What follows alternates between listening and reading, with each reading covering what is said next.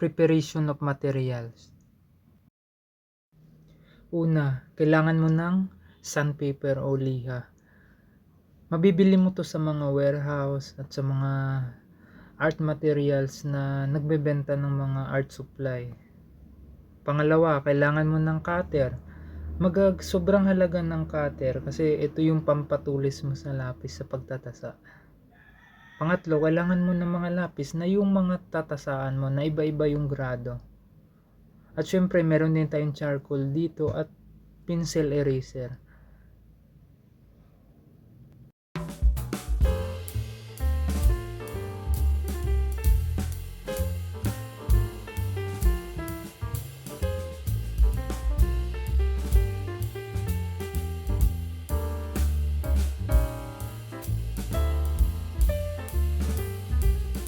Proper technique sa pagtasa ng lapis. Dito ang hawak ko na lapis is pencil eraser. So izo-zoom ko yung video para mas makita nyo maigi kung paano ko ginagawa. So dito ganyan ko lang siya tinatasaan. Dahan-dahan lang kasi pwede ka ring masugatan kapag di ka nag-ingat dito.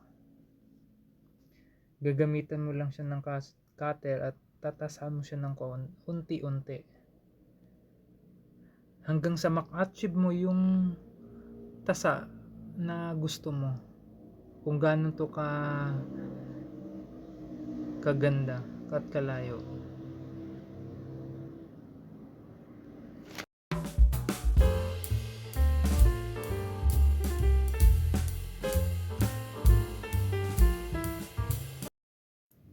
At dito, ang ginawa ko para matanggal yung mga excess na dumi sa pencil eraser, kinukuskus ko to sa liha o sa sandpaper para matanggal yung mga dumi na dumikit dito. Ayan. Ganyan ko siya ginagawa para matanggal yung mga dumi na dumikit. Pasensya na nga pala guys kung maingay yung background music natin kasi nasa bahay lang ako nagre-record. So yan, dahan-dahan lang hanggang sa malinis to. At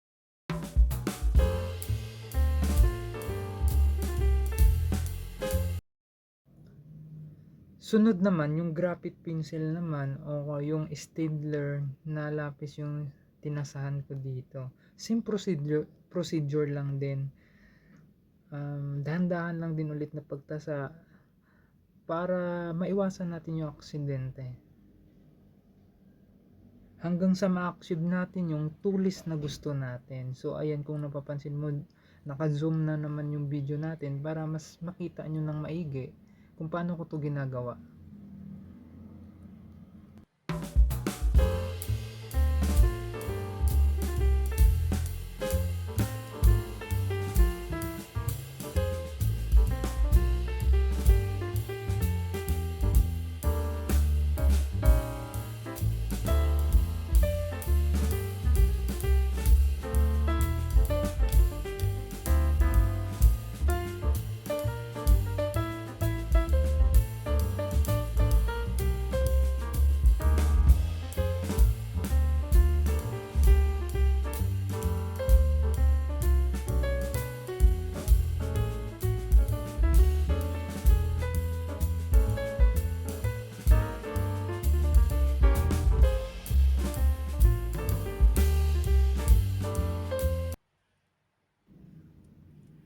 Ayan, tapos na tayo magtasa. So ngayon, nung natapos na magtasa, same procedure pa rin kagaya ng pencil eraser. Ang ginagawa ko dito, para mas tumuli siya ng maigi, kinukuskus ko rin siya sa liha o kaya sa sandpaper para nang sa ganun ay sobrang tulis niya para ma-achieve natin yung mga maliliit na details pag nagdo-drawing tayo.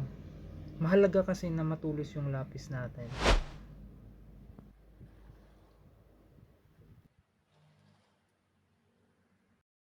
Bakit kailangan matulis yung lapis mo?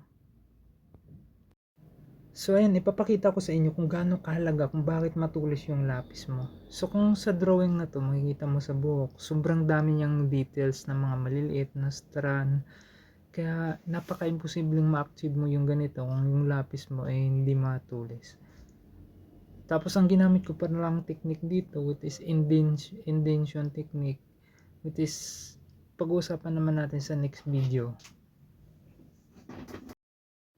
Para lagi kayong updated sa mga bagong video natin, syempre dapat nakasubscribe kayo para lagi kayong updated, at saka click nyo na rin yung notification bell, yung all, para pag may bagong video tayo, may magpa-pop up sa inyo na notification sa cellphone nyo.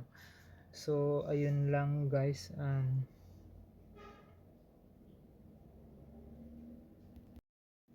at dito pala guys, nagpa-practice tayo no ng kung paano mag-achieve ng realistic na drawing na buhok. So dito ipapakita ko sa inyo yung proseso kung paano ko to ginagawa. Nang sa ganun, ma-apply nyo rin sa mga portrait drawing nyo.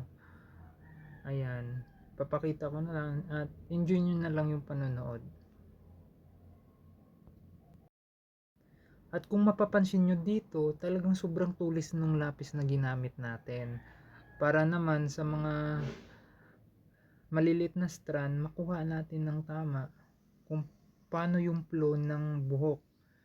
So yun, dapat natin bantayan kung saan papunta yung flow ng buhok, nang sa ganon hindi magmukhang flat yung drawing natin at parang magkaroon ng 3D dimensional. Ang ginamit ko pala ditong materials, mechanical eraser, Tombow mechanical eraser 0.5 yung lead para sa mga sobrang liit na details.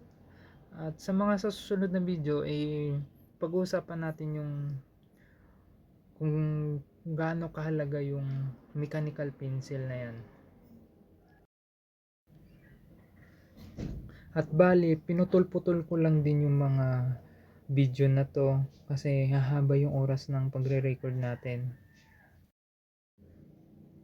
Tsaka yung ginawa ko lang naman nito is hinahagod ko lang kung saan papunta yung flow ng buhok no, nandahan-dahan. At syempre dapat lagi kang nakatingin sa reference na pagbabasihan mo doon, kasi doon mo matatansya kung gaano kakapal yung kailangan mong lapis, kung anong grado ang ilalagay mo. At sa proseso na to no, pagkatapos ko maglagay ng mga strand, magbrush para mablend yung kulay, ginagamitan ko rin to ng pencil eraser para ma-achieve ko yung mga highlights no, na may mga mahalaga kasi rin yung highlights. Mamaya tignan nyo na lang kung paano ko to tinapos para mas maintindihan nyo.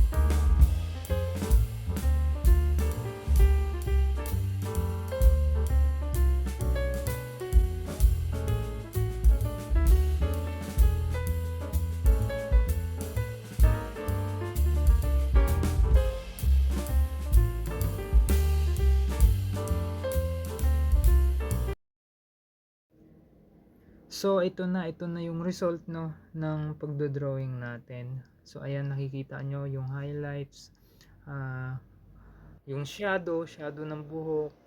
So ganyan lang siya kadali gawin. Salamat sa panonood.